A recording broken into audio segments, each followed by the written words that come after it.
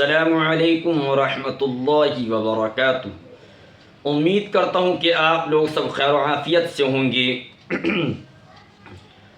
آج میں انشاءاللہ اس کے اندر یہ بتانے آیا ہوں کہ ہمارے مذہب اسلام کے اندر کتنے تہوار آتے ہیں۔ دعا کریں کہ اللہ رب العزت صحیح کہنے کی اور ہم تمام کو ان سب باتوں پر عمل کرنے کی توفیق عطا فرمائیں۔ جو حضرات اس چینل پر سب سے پہلے آئے ہیں ان سے میری درخواست یہ ہے کہ وہ اس چینل کو ضرور سبسکرائب کریں تاکہ نئی آنے والی ویڈیو آپ کو سب سے پہلے ملتی رہے۔ دیکھیے، ہمارے مذہب اسلام کے اندر صرف دو تہوار آتے ہیں۔ ایک عید الفطر کا تہوار آتا ہے جو کہ رمضان المبارک کے فوراً بعد آتا ہے، اور ایک تہوار آتا ہے رمضان کے 2 ماہ اور 10 دن بعد، یعنی کہ 70 دن کے بعد وہ تہوار آتا ہے۔ تو اسی طریقے سے تیسری عید کا کوئی تصور نہیں ہے ہمارے ہاں۔ جیسے کہ عید میلاد النبی کے نام پر لوگوں نے اسٹیٹس اپنے موبائل پر لگا رکھے ہیں، انسٹاگرام، فیس بک وغیرہ پر لگا رکھے ہیں۔ اب ان سے پوچھا جائے عید میلاد النبی کہتے کس کو ہیں، وہ بتاتے ہیں کہ اس دن آپ صلی اللہ علیہ وسلم پیدا بھی ہوئے، اس دن وفات بھی پائی۔ بھائی، سب سے پہلی بات تو یہ ہے کہ اللہ نے اپنے محبوب کی یہ تاریخ چھپا رکھی ہے ہم سے، اختلاف ہے ان کے اندر۔ جب ہمیں صحیح تاریخ معلوم نہیں تو عید کس نام کی، خوشی کس نام کی ہے؟ اسی طریقے سے ہم جو خرافات کرتے ہیں عید میلاد النبی کے نام پر، وہ ہمارے سب کے سامنے ہم خرافات میں کیا کیا لگ جاتے ہیں۔ نبی کا نام سنتے ہی جھوم جاتے ہیں، لیکن جو نبی ہمیں حکم دے کر گئے ہیں ان کو کرنے کے لیے کوئی تیار نہیں ہوتا۔ ہم سب سے پہلے صبح اٹھتے ہمارا موبائل اس طرح لگتا ہے کہ ہمارا موبائل ہی دیندار ہو، ہم دیندار ہیں ہی نہیں۔ اور ان سے پوچھا جائے بھائی آپ نے فجر نماز کہاں پڑھی کہ آنکھ نہیں کھلی، اور نبی کے نام سنتے ہی جھوم جاتے ہیں۔ سب سے پہلی بات یہ ہے کہ جب اللہ کے رسول صلی اللہ علیہ وسلم اس دنیا کے اندر تشریف لے کر آئے تو آتے ہی اللہ کے رسول صلی اللہ علیہ وسلم نے ہمیں کیا پیغام دیا، یہ امت کو معلوم ہے۔ اور جب اس دنیا سے جا رہے تھے جب کیا پیغام دے کر گئے، اس کی پرواہ نہیں ہے ہمیں۔ بس ہم عید میلاد النبی مبارکباد کی سٹیٹس لگاتے رہتے ہیں۔ بھائی، مبارکباد کی دن کب بنے گا، یہ مبارک مہینہ کب بنے گا جب اس کے اندر اچھے کام کریں گے، نیک کام کریں گے، برے کام سے ہم بچیں گے۔ اللہ کے رسول صلی اللہ علیہ وسلم جب اس دنیا کے اندر آئے سب سے پہلے آتے ہی سجدے کے اندر گر گئے۔ اب آپ مجھے اندازہ بتا سکتے ہو کہ ایک چھوٹا سا بچہ اور وہ پیدا ہوتے ہی کیا سجدے میں گر سکتا ہے؟ کوئی نہیں۔ تو اللہ نے کتنا بڑا معجزہ عطا فرمایا ان کو کہ آتے ہی سجدے کے اندر گر گئے۔ اور جب حضرت آمینہ رضی اللہ تعالی عنہ نے جب کہا کہ میں اپنے بیٹے کو دیکھنا چاہتی ہوں، جب نظر پڑی تو دیکھا ان کے لخت جگر سجدے کے اندر پڑا ہے۔ اور جب اس دنیا سے آپ صلی اللہ علیہ وسلم اس دنیا تشریف لے جا رہے تھے، جاتے جاتے اپنی امت کو کہہ گئے الصلاۃ، میری امت نماز نہ چھوڑنا، میری امت نماز نہ چھوڑنا۔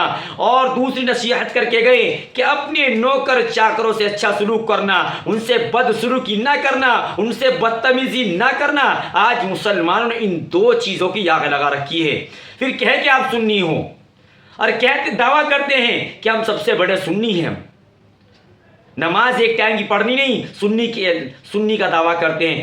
قرآن کی تلاوت کرتے نہیں، اپنے آپ کو سنی کا دعویٰ کرتے ہیں۔ ہم بڑوں کا ادب کرتے نہیں، ہم سنی ہونے کا دعویٰ کرتے ہیں۔ ہم رشتہ داری جوڑنے کے بغیر توڑتے ہیں اور سنی ہونے کا دعویٰ کرتے ہیں۔ ہم غیبتیں کرتے ہیں، چغلیاں کرتے ہیں، ایک دوسرے کی برائیاں دیکھتے ہیں، پھر کہتے ہیں کہ ہمارے سے بڑا سنی کوئی نہیں ہے، اور فخر کے ساتھ کہتے ہیں کہ ہم سنی ہیں۔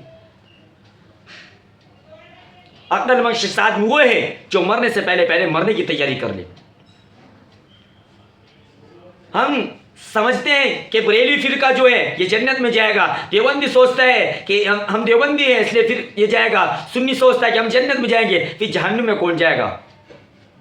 میرے بھائیو، یاد رکھنا، فرقے 73 فرقے ہیں، ان میں صرف ایک جنت میں جائے گا۔ وہ کیا ہے فرقہ؟ سن لو کان کھول کر آج، کہ جو اللہ کے حکم پہ نبی کے طریقے پر زندگی گزار کر جائے گا وہ انسان جنت میں جائے گا۔ اگر ہم فرقوں میں بٹ گئے تو یاد رکھ لینا سب سے پہلے اپنی آخرت کو برباد کر کے بیٹھ جائیں گے۔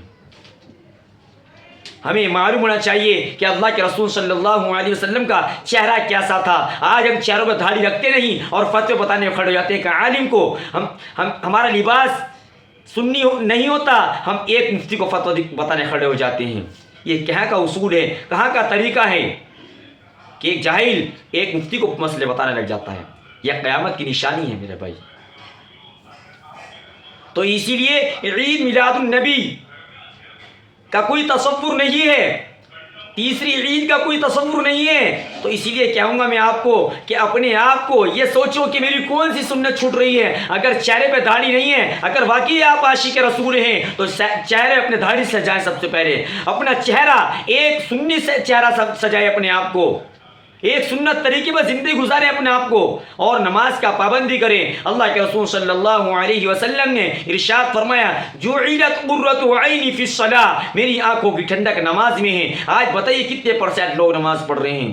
جس وقت نماز ہوتی ہے بندہ اپنے بستروں پر نرم بستروں پر آرام فرماتے ہو، آرام کرتے رہتے ہو، نہ اللہ کا ڈر، نہ نبی کا اتنا ڈر ہے کہ میں کل کو کیا چہرہ دکھاؤں گا نبی کے پاس کھڑے ہو گئے۔ تو اسی لیے میں تمام تر اپنے بہنوں اور بھائیوں سے درخواست کرنا چاہوں گا کہ اپنے آپ کو اگر سنی کروانے ہوا ہے تو اپنے آپ کو سب سے پہلے نماز کا پابند بنائیں، قرآن کریم کی تلاوت کا روز پابندی کریں، اور اپنے ماں باپ کا ادب کریں، اپنے بہن بھائیوں کا ادب کریں، اور بڑوں کا ادب کریں، اور برے کام سے بچیں، جھوٹ سے بچیں، چغل خوری سے بچیں، زنا کے اڈے پہ جانے سے بچیں، زنا خوری سے بچیں۔ یہ تمام تر بڑے بڑے گناہ ہیں، ان سے بچنا ہے۔